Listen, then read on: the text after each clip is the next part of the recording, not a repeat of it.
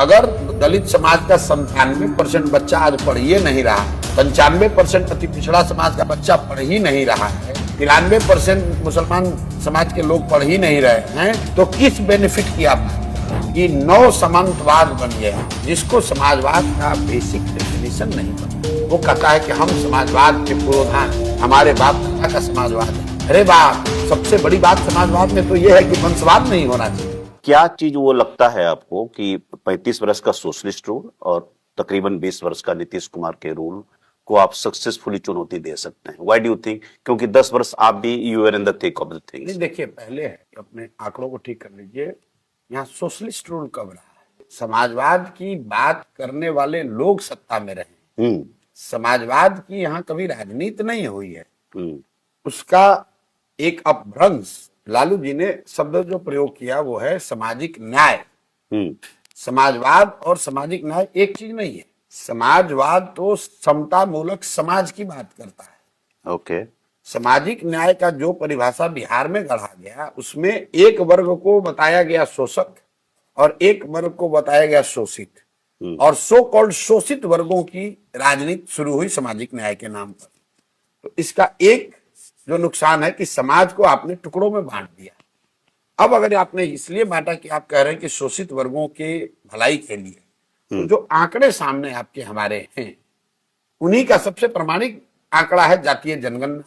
तो जो लालू जी और नीतीश जी का जो सो कॉल्ड समाजवादी सरकार, सामाजिक न्याय की सरकार चली, उससे उन शोषित वर्गों को लाभ होना चाहिए था। तो लाभ हुआ कि नहीं, इसको सीधे आंकड़ों में देख लीजिए।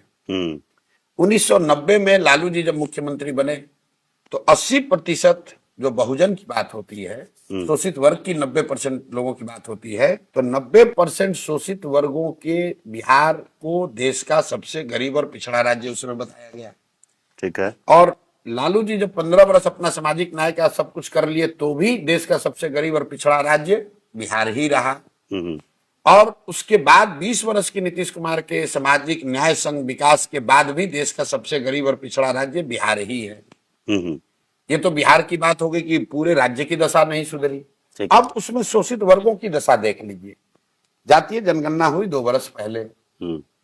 उसमें बताया गया कि दलित समाज से आज भी बिहार में 3% बच्चे ही 12वीं पास कर रहे हैं। ये मेरा आंकड़ा नहीं है, उन्हीं का आंकड़ा। ये लालू नीतीश की सरकार जिसने जातीय जनगणना कराया, उस जनगणना में यह निकला कि 2021-22 में 30-35 वर्ष के सो कॉल्ड सामाजिक न्याय के सरकार के बाद 3% दलित, 5% से कम अति पिछड़ा और 7% से कम मुस्लिम समाज के बच्चे 12वीं पास कर रहे हैं।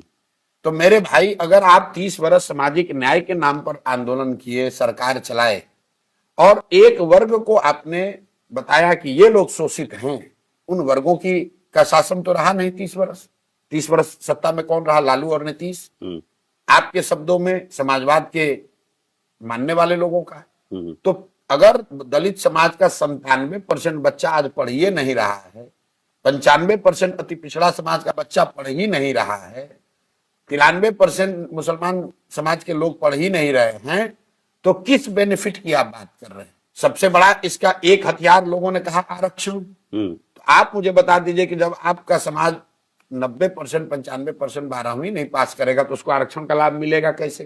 तो इसका मतलब क्या हुआ कि 9 सामंतवाद बन गया। 10% को आपने हटाया, जिन 3-4 जातियों की पहचान की गई सामंती जातियों के बारे की तरह, उनको हटाकर नई 3-4 जातियों के लोग नए सामंतवादी बन गए, और जो गरीब था वो जहां था वहीं रह गया।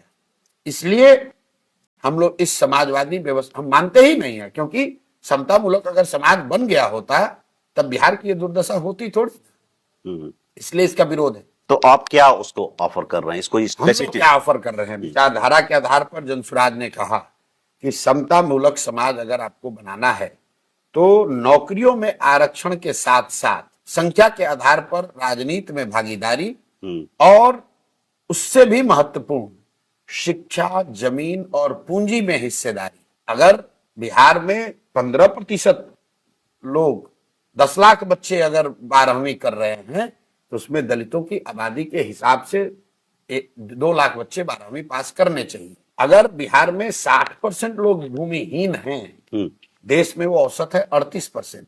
हम्म। देश में 38% लोग भूमिहीन है, बिहार में 57% लोग भूमिहीन है।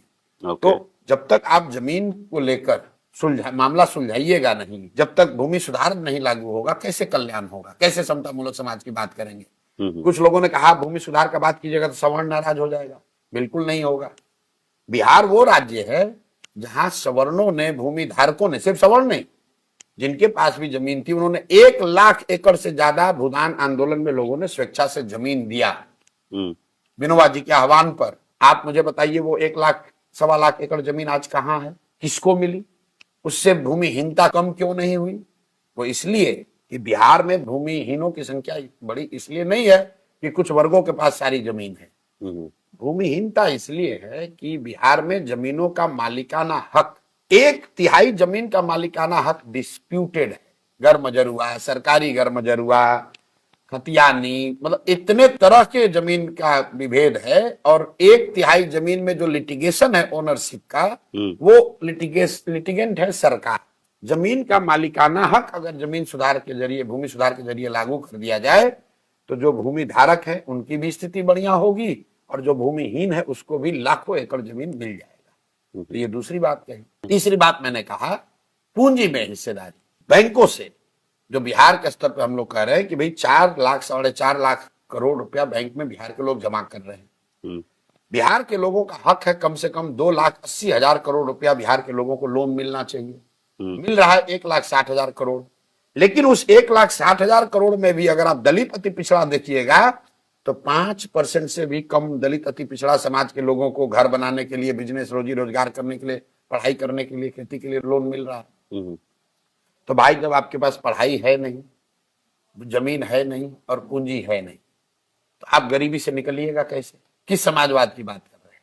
तो जनसुराज ने कहा कि हमारी परिकल्पना समतामूलक समाज की ये है कि नौकरियों में जो आरक्षण है वो जैसे है चले, लेकिन साथ साथ राजनीति में संख्या के आधार पर भागीदारी, और उससे भी महत्वपूर्ण अगर व्यवस्था बन जाए तो शिक्षा, जमीन और पूंजी में इन वर्गों की हिस्सेदारी को सुनिश्चित करके ही समाजवाद और सामाजिक न्याय, समतामूलक समाज की परिकल्पना की जा सकती है। इसी बात पर एक आपकी अदालत में मेरे से जब सवाल पूछा लोगों ने, तो मैंने कहा भाई तेजस्वी यादव सदन में खड़े होकर कह रहे हैं कि समाजवाद हमारे पुरखों का समाजवाद है, इसको हम लेने नहीं देंगे। तेजस्वी यादव का समाजवाद कब हो गया? समाजवाद तो लोहिया का है, समाजवाद मधुर लिमये का है, समाजवाद जॉर्ज फर्नांडिस का है।